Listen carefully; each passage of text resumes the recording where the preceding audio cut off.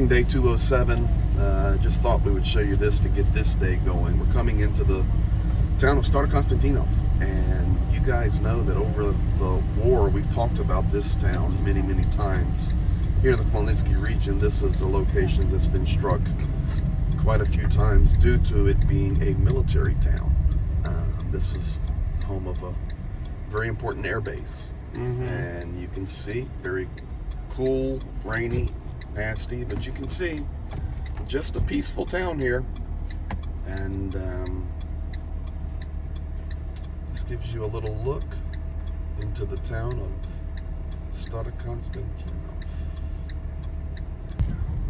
While coming into Starokonstantinov today, supermarket trash. Yeah, that, I don't think they know the name of their supermarket, but just got the news coming across.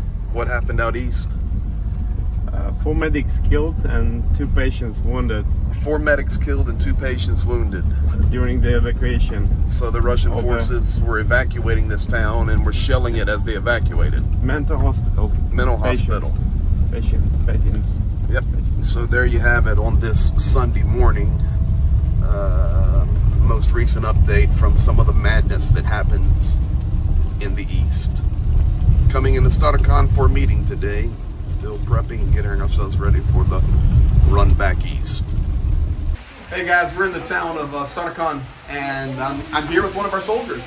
And Vitalik actually works here at the Air Force Base, and you are a aircraft mechanic. Yeah. On the Su-24. Yeah. 94M. Do you know what you're doing? Bomber, yes. Bomber. Do you know what you're doing? Yeah. Okay, good. How is the mentality, or how are our soldiers, our Air Force, our pilots? Choose for you. How are they feeling about the war? How they feel? Yes. Ourselves? Yes. At first of this war, they feel fear. Fear. Usually, but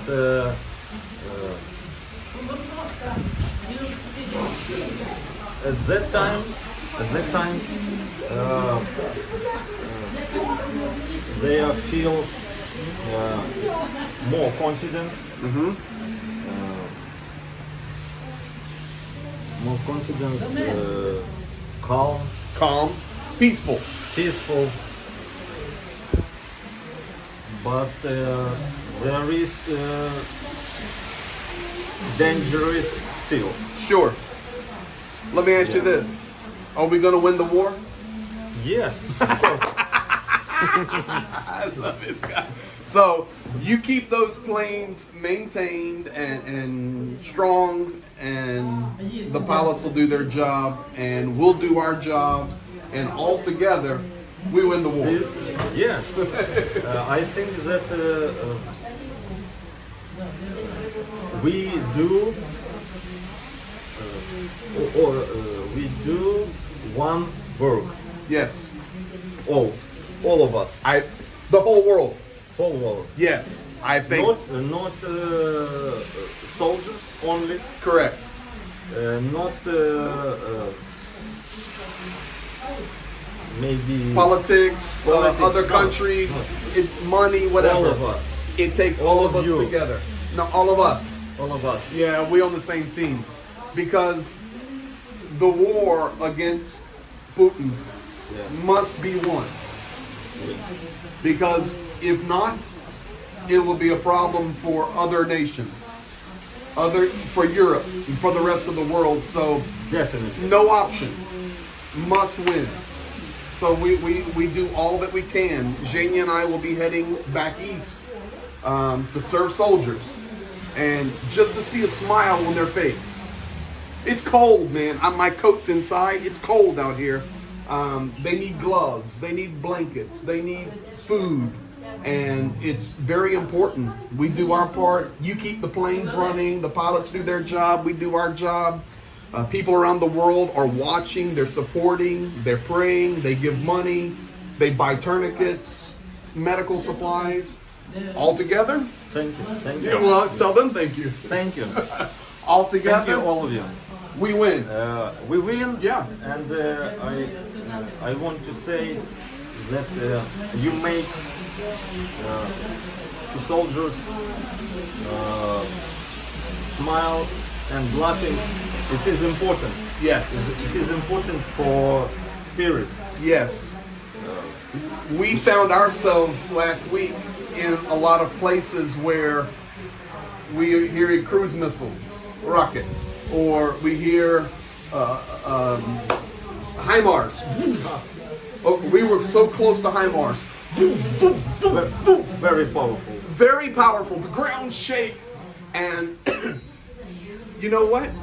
We start telling a joke, shutka, because we need to laugh. You know, you hear cruise missile, we go because if you have fear, that's when you gonna have problems.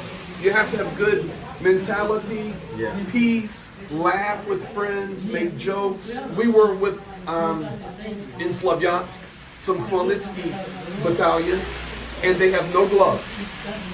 None. None. So we're working on getting gloves. We're going to take them to them. But the smile, they're still laughing. They're still joking. They were not depressed. Because if you keep the mentality strong here, It seems maybe crazy, but it is not. it's not. And we have lots of veterans from around the world, from different militaries, lots of Americans. Over the time of the war, they said the same thing. You know, grenades are flying, rockets are flying, but with our circle, our friends, our battalion, we have to smile. We have to laugh, and it keeps our courage strong. I agree with you. That is very important things. Very important. Yes. Well, Vitalik, we're with you, and the world's with you. Slava Ukraina. Героям слава. Thank you, buddy. Thank you, man. bro. You're welcome. You're welcome. After talking with Vitalik, he said, you know what, I'll send you a picture of the planes that I work on.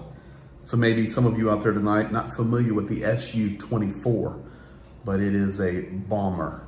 But it's a fast bomber. And this is a picture of the plane he works on. Of course, first designed there in the Soviet Union. It's now used by Ukraine, it's used by Russia, and many other nations. Really, really good plane that has had a long term of service.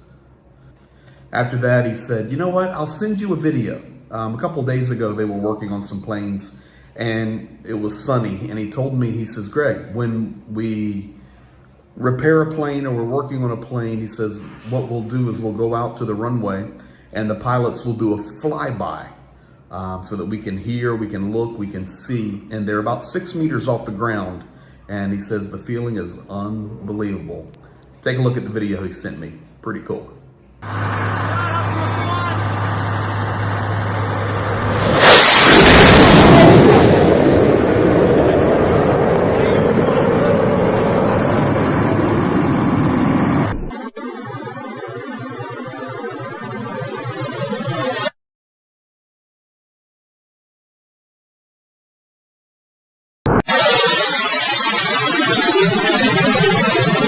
King Khmelnytsky. We just finished up a meeting with one of the commanders out of Kyiv, actually, and he has turned us on to some really good connections for our work next week when we head back east in some really good areas, and made some really good connections for us, and put some requests out there. One of the major things that is needed on the front lines, of course, we're working on acquiring gloves over the next couple of days. We're working on blankets and things for warmth for the soldiers. But one of the major needs right now that we didn't really think of a little bit, but he made known to us, was ponchos.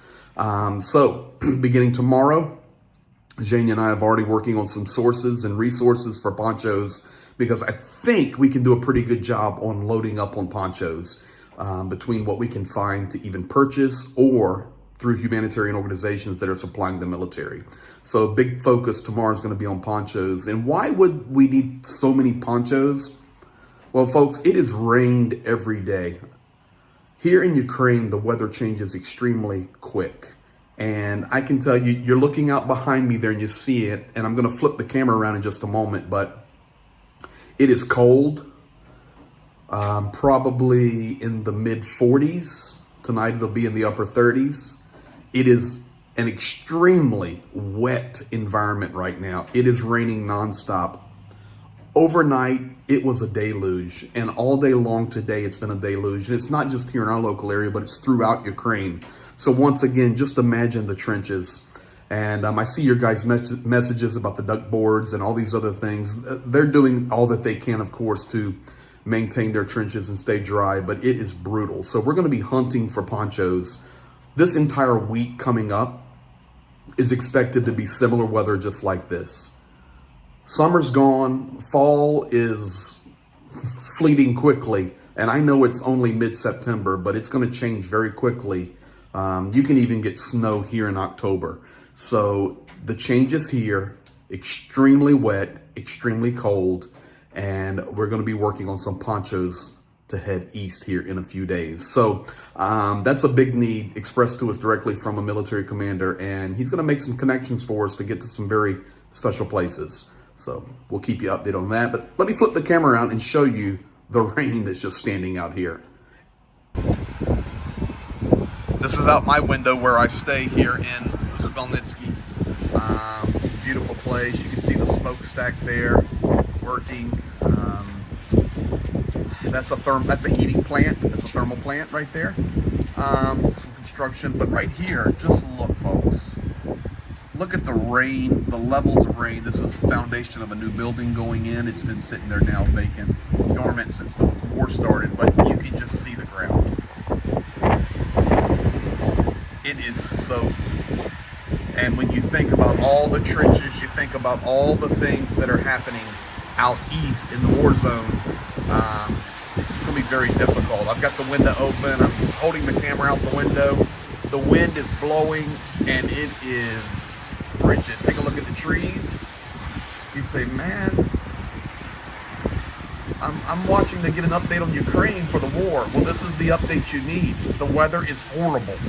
So it's going to affect not only Ukraine, also going to affect Russia and the way the battles will go. So there you have it. That's the weather update.